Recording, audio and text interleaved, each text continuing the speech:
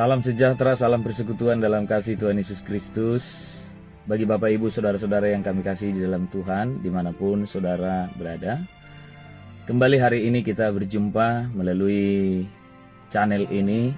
Dan kami percaya ada berkat yang luar biasa yang akan selalu kita terima dari Tuhan ketika kita menyaksikan ataupun mendengarkan apa yang kami sampaikan di dalam video ini. Saudara yang dikasihi oleh Tuhan, saya adalah Pendeta Walman Tobing dari Pekanbaru Riau. Kembali hari ini saya akan berbagi firman Tuhan atau sharing firman Tuhan kepada kita, yang kami yakin bahwa kalau kita dengar firman Tuhan, terima firman Tuhan, akan membuat kehidupan rohani kita semakin bertumbuh dan juga kita akan semakin hidup dalam perkenanan Tuhan, memuliakan Tuhan, mengasihi Tuhan. Dan saya yakin akan ada banyak hal yang luar biasa yang Tuhan akan nyatakan di dalam kehidupan kita. Saudara-saudara yang dikasihi oleh Tuhan, melalui kesempatan yang berbahagia ini saya akan menyampaikan kepada kita tentang pelayanan perjanjian baru. Apa itu pelayanan perjanjian baru? Kita tahu pelayanan perjanjian baru adalah pelayanan yang intinya pemberitaan Injil tentang kematian Tuhan dan kebangkitan Tuhan. Nah, saudara yang dikasihi oleh Tuhan, pelayanan perjanjian baru, kata lainnya disebut juga adalah pelayanan roh. Dalam kitab Roma pasalnya yang ke-7 ayat 6 mengatakan, kita sekarang melayani dalam keadaan baru menurut roh, bukan lagi dalam pelayanan menurut huruf-huruf hukum Taurat. Sebab huruf-huruf mematikan, tetapi roh itu adalah menghidupkan. Nah, pelayanan perjanjian baru atau pelayanan roh ini adalah pelayanan yang membawa kita untuk mengalami kasih karunia Tuhan dan menerima kebenaran-kebenaran yang daripada Tuhan.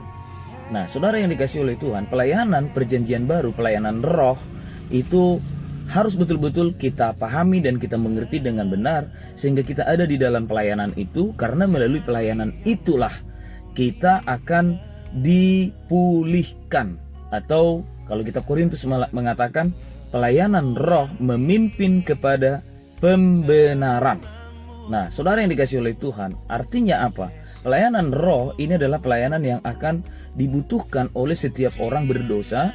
Setiap orang berdosa adalah setiap orang yang membutuhkan pemulihan. Setiap orang berdosa adalah setiap orang yang membutuhkan pembenaran kembali. Dan Alkitab mengatakan bahwa kita akan dibenarkan oleh karena iman. Roma pasal 5 mengatakan ayat 1, sebab itu kita yang dibenarkan oleh iman.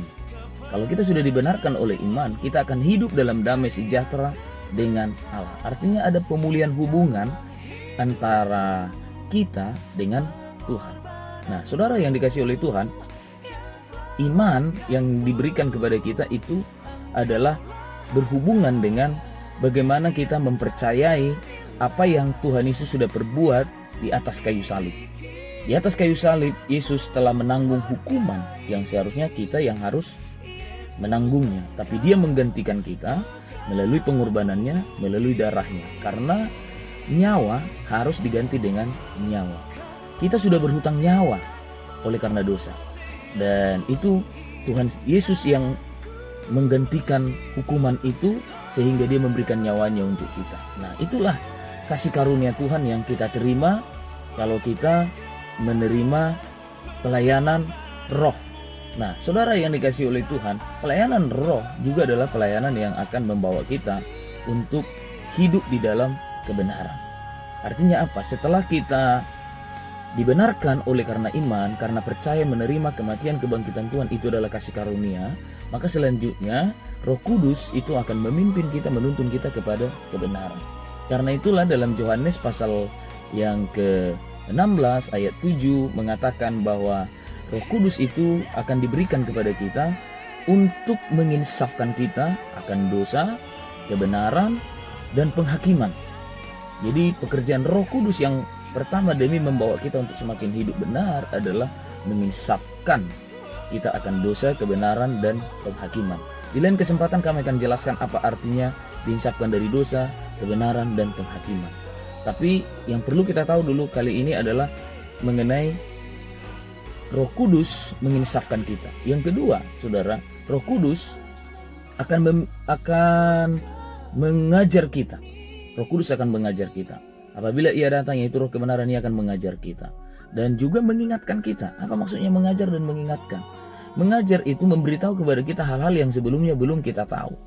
Tentang perkara-perkara surgawi. Tentang hal-hal yang rohani, tentang kebenaran firman Tuhan yang alkitabiah.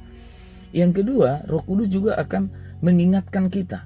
Mengingatkan di situ berarti kita akan semakin diyakinkan kembali dengan apa yang sebelumnya sudah pernah kita dengar. Karena mengingatkan itu bagaikan mengulang kembali, diulangi lagi apa yang sudah kita dengar sebelum-sebelumnya yang sudah diajarkan kepada kita.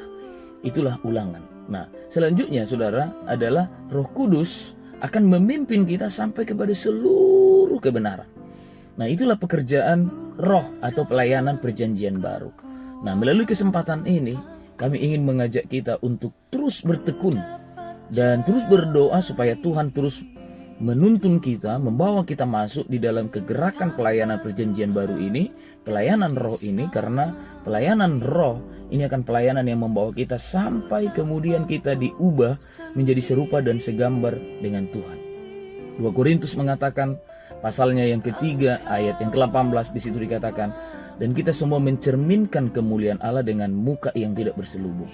Dan karena kemuliaan itu datangnya dari Tuhan yang adalah roh, maka kita diubah menjadi serupa dengan gambaran anaknya dalam kemuliaan yang semakin besar.